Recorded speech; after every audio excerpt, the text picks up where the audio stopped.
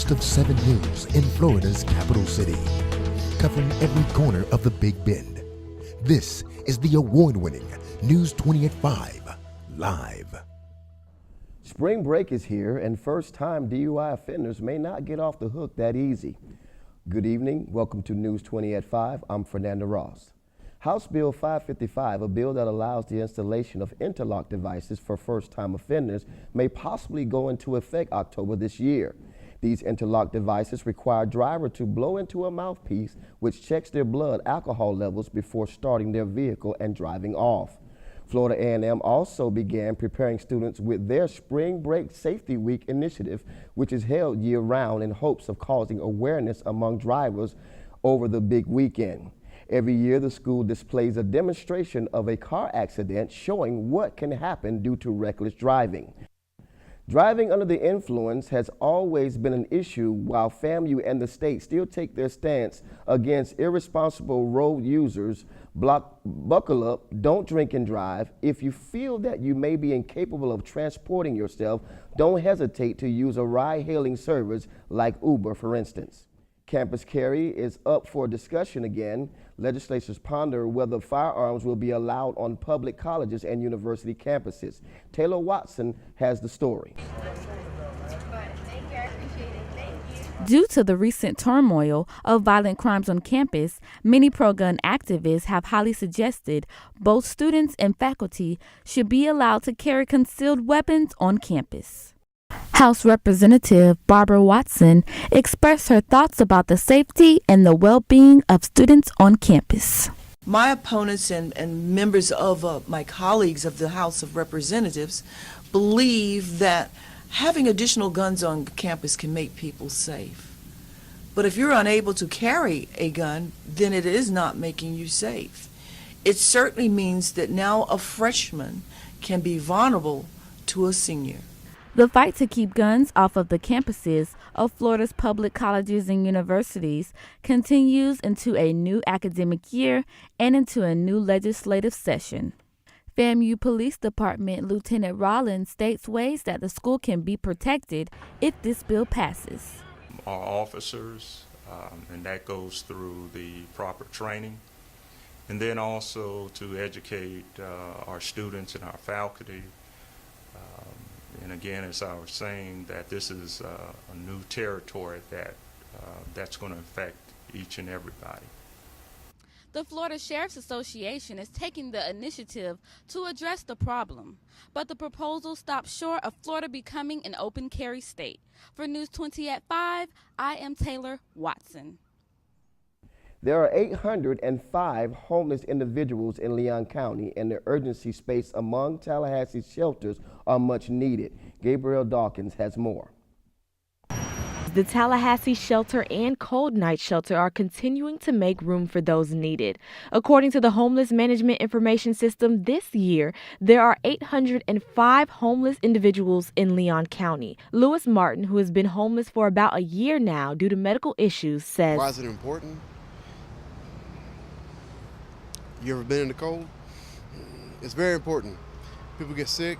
I got 3 kids I go see every day." The shelter relies heavily on the funding from the Community Human Service Partnership, United Way, and donations. After speaking to the executive director, Jacob Reeder, he mentioned that the funding isn't what it used to be. Check-in begins at 5 p.m. here in the Tallahassee shelter, and there's approximately 123 beds here in this facility. On average, there's about 220 men, women, and children who check in, and when the temperature drops below 35 degrees, there's another facility less than a mile away that houses individuals for the night. Star Metro buses individuals who cannot fit in the shelter to either the First Baptist Church or Jacob's Chapel. Last year, the Cold Nights Shelter operated a record of 36 nights, which equals $400 a night for the shelter and $140 a night for Star Metro. Hannah Singletary, the director over the Cold Night Shelter at First Baptist, says, Sunday it got to be close to like 50, so a pretty good bit of people like to be the overflow. For News 20 at 5, I'm Gabrielle Dawkins. After U.S. Supreme Court declared a constitutional right to same-sex marriages in July of 2015, pastors and ministers are now discussing current Senate Bill 110, which allows pastors and churches and religious organizations to protect their religious beliefs. Shakora Burns has the story. It doesn't matter. It prohibits discrimination. The right to have the choice to approve or deny marriage services to same-sex couples due to religious beliefs brought pastors and ministers across Florida to discuss Senate Bill 110. Chris Walker, a pastor in Clermont, Florida, discusses the impact the bill has on his rights as a minister in Florida. They said it's not about discrimination, but it's about protecting the rights of pastors to preach to the content of what the Bible says that we believe. According to Christian Family Coalition, the bill was started in response when the U.S. Supreme Court declared a constitutional right to same-sex marriages in June 2015. Senator Aaron Bean, the author of the bill, discusses more on the protection the bill could bring. It just celebrates religious freedom. That's our mission. It's not about a lot of other things that people want to make the bill about, but religious freedom. Churches have that religious freedom. We just want to give them a blanket of protection. Same-sex marriage has been legal in the state of Florida for over a year, and with opposers such as Executive Director of Equality Florida, Nadine Smith, the bill can be a doorway where bad amendments are offered. With continuous controversy of Senate Bill 110, senators voted in favor of the bill with 6 yeas and 1 nay. The bill will be voted in a Senate committee meeting next week to be decided if it should be voted on Senate floor. For News 20 at 5, I'm Shakoria Burns. Coming up, we'll have information on the Kinsey Collection, using Uber as a safety alternative, and more. Stay tuned. You're watching News 20 at 5. Florida A&M University students have explored international cultures while discovering what they can become. From Hong Kong working as a camp counselor to the Dominican Republic for the Study Abroad program, I discovered my passion for international studies. As Miss FAMU, the university has prepared me to represent my institution in the global market. Discover what you can become. Welcome back to News 20 at 5. I'm Fernando Ross. The Kinsey Collection has come to FAMU after being on national tour since 2007. Giovanni Hampton has more. The Kinsey Collection has been on national tour since 2007 and seen by over 3 million visitors. The Kinsey Collection has raised millions of dollars for numerous organizations and college programs at their alma mater. Kinsey shares his knowledge on the African American Treasures Collection. The African American Treasures from the Kinsey Collection, presented by Toyota, consists of books, documents, manuscripts, and 2- and 3-dimensional art describing the remarkable accomplishments and achievements of African Americans in building this country from 1595. The collection is exhibited throughout 9 different museums. People of all ethnicities can be motivated, inspired, and educated. Students can step right inside the art gallery and experience this magical collection on African American history. Community, students, faculty, and staff gather right here at Florida A&M University in recognition of FAMU alum Bernard Kinsey and his wife Shirley Kinsey as they celebrate the positive impacts of the African American treasurers from the Kinsey Collection. You're watching FAMU TV 20. I'm Giovanni Hampton. Tallahassee Regional has now become an international airport and is currently undergoing renovations to their terminals, with additional airlines running service to and from the city.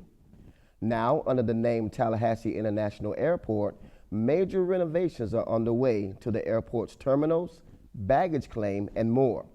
The project estimated cost between $10 and $12 million, with a total of roughly 700,000 passengers last year. The new airline options are hoping to create increase in passengers to the city of Tallahassee. While the airport boasts new floor and ceiling images, the symbols are representing Tallahassee, FSU, TCC, and FAMU. Florida Agriculture and Mechanical Sports Information Group is getting ready for major upgrades this season in Rattler Sports. Director of Sports Information Vaughn Williams and his team have been working very hard in bringing the production of sports entertainment to Florida A&M to the forefront. FAMU Sports Information has implemented new instant replay system, capture all those in-game highlights as well as those surprising crowd shots that we see like dance cam and smile cams.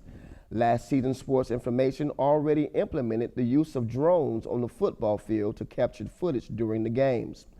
The old scoreboard, deemed inoperable for 2 years, is now receiving an upgrade thanks to the generous donation by Florida State University. Vaughn Williams plans to have Sports Information run completely by student interns while delivering top quality production at FAMU. Stay tuned for sports on News 20 at 5. The FAMU Strike app. This app is the official game day program for FAMU athletics. This app is also your source for stories, photos, videos, and everything related to Rattler sports teams right on your mobile device. Download it for free now. The FAMU Strike app.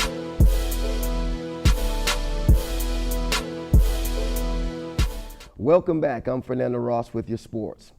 Tallahassee Community College started off their basketball season with both men and women teams starting off undefeated, and they've been working hard at maintaining that. With the ladies at 2-0 and the men at 4-0, head coach Eddie Barnes' first priority is getting these players to perform at their best.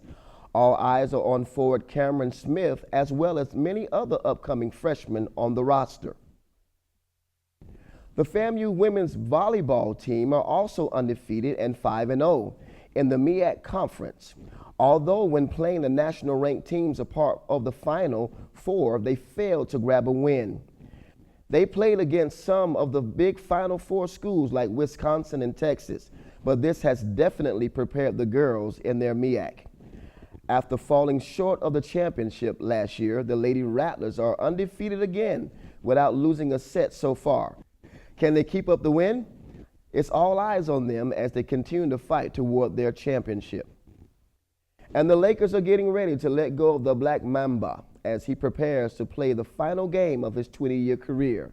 Retiring his legendary number 24 jersey, here are some of the highlights of the final moments before the last game.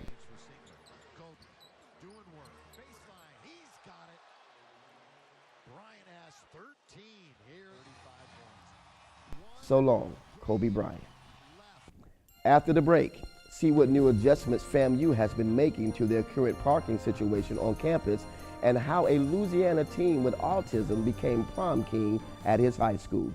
The FAMU Strike app. This app is the official game day program for FAMU athletics. This app is also your source for stories, photos, videos, and everything related to Rattler sports teams right on your mobile device. Download it for free now. The FAMU Strike app.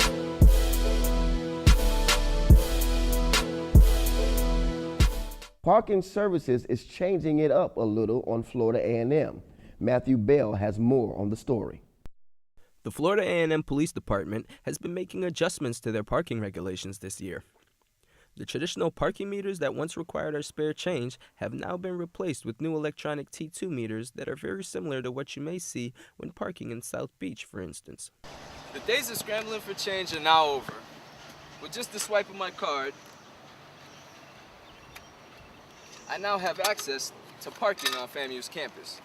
Students can now register their license plates electronically in replace of the old stick-on decals, which have been a prior issue for some time in regards to waiting for it to come in the mail or its validity. It also allows for parking enforcement to instantly look up whether or not a vehicle has been registered, as well as view previous parking violations by the driver, if any.